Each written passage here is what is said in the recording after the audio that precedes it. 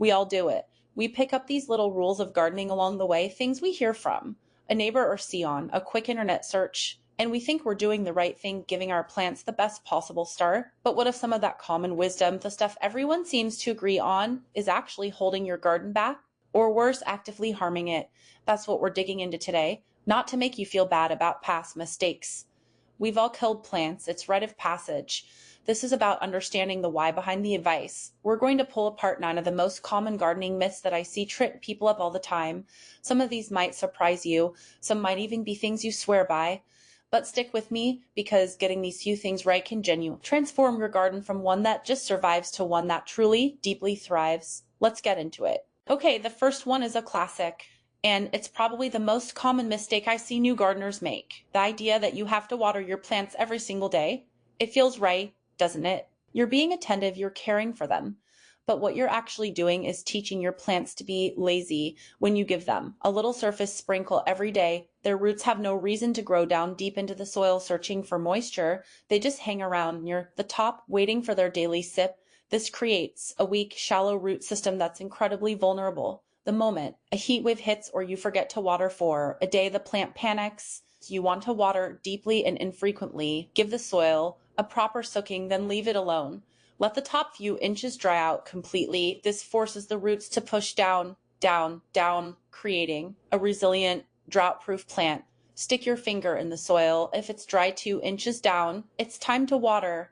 If not, walk away. This one shift in habit is an absolute game changer. This next one is physically painful for me to see because it's been so thoroughly debunked by science, yet it persists. The myth that putting a layer of gravel, broken pots, or stones in the bottom of a container improves drainage. It sounds so logical, doesn't it?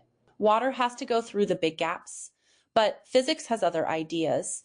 What you're actually creating is something called a perched water table. A water does not move easily from a fine textured material, your soil, to a coarse textured material, your gravel. It has to completely saturate the soil layer first before gravity is strong enough to pull it down into the gravel.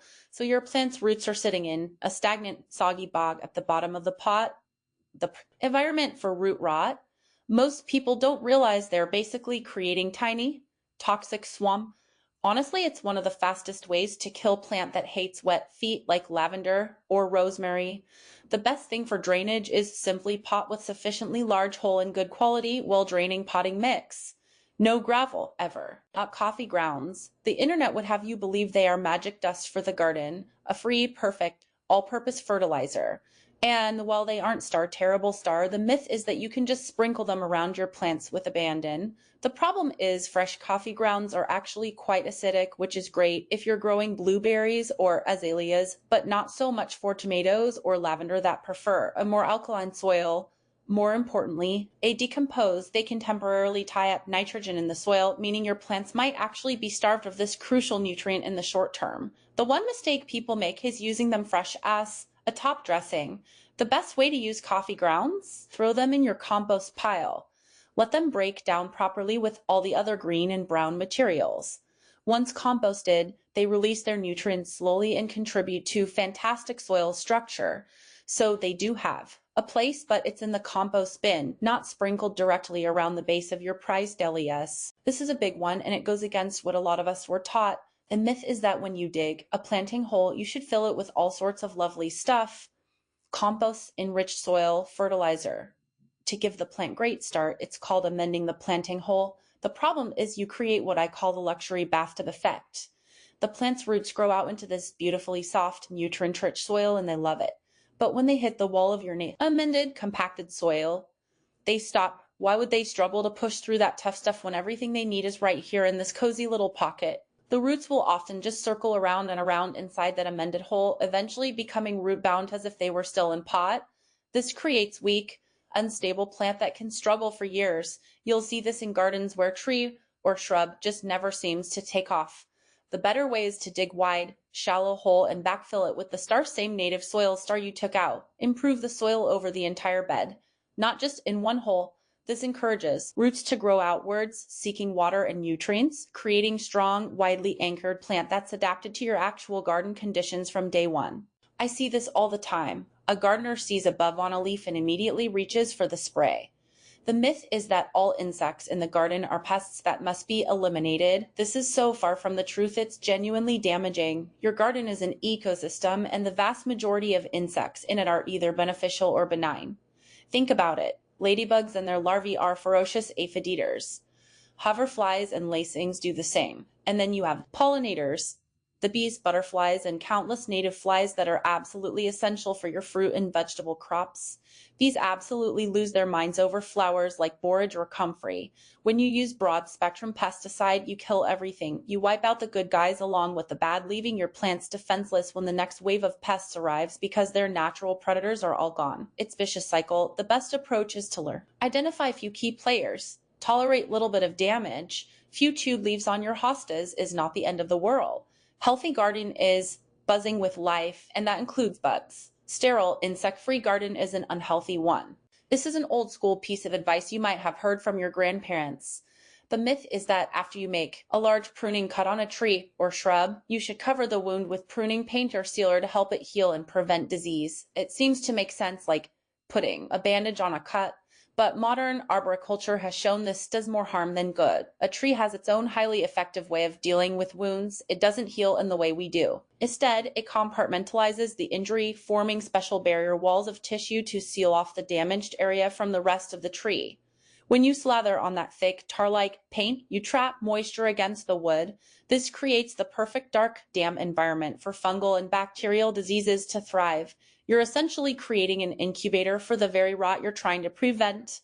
The one mistake people make is thinking they're protecting the tree when actually suffocating its natural defense mechanism. The best practice now, just make a clean, proper cut just outside the branch collar and let the tree do its thing. It knows what it's doing. Okay, a plant's leaves are turning yellow. The immediate diagnosis from almost every gardener is overwatering. And while that is a very common cause, the myth is that it's the only star cause. Yellowing leaves or chlorosis is just a generic symptom that something is wrong. It's like a person having a headache. It could be caused by a dozen different things. Yes, it could be root rot from too much water, but it could just as easily be underwatering where plant is sacrificing older leaves to conserve moisture. It could be nutrient deficiency, especially nitrogen, which is mobile in the plant, so it pulls it from old leaves to fuel new growth. It could be lack of magnesium or iron, especially in plants like rhododendrons. It could even be pests, soil compaction, or simply transplant shock. So before you assume it's overwatering and withhold water from thirsty plant, do a bit of detective work. Check the moisture first. Look at the pattern of the yellowing. Is it old leaves or new? Is it the whole leaf or just the veins? Don't just jump to the most common conclusion. You might be treating the wrong problem entirely. The rhododendron. For a long time, it was the symbol of starting a new garden bed. The myth is that you need to vigorously till or turn over your soil every single year to loosen it up and control weeds. This is one of those practices that we now know absolutely devastates soil health. Your soil is not just dirt, it's a complex, living ecosystem teeming with billions of microorganisms, fungi, worms, and other creatures. This is the soil food web, what makes nutrients available to your plants. When you fire up a tiller, you pulverize that delicate structure, you destroy the fungal networks, you kill earthworms, and you expose all the precious organic matter to the air where it rapidly oxidizes and disappears. You also dredge up millions of dormant weed seeds from deep in the soil and bring them to the surface to germinate. You're creating more work in weaker soil. The modern and much better approach. No-dig gardening, you simply layer organic matter, like compost, on top of the soil year after year.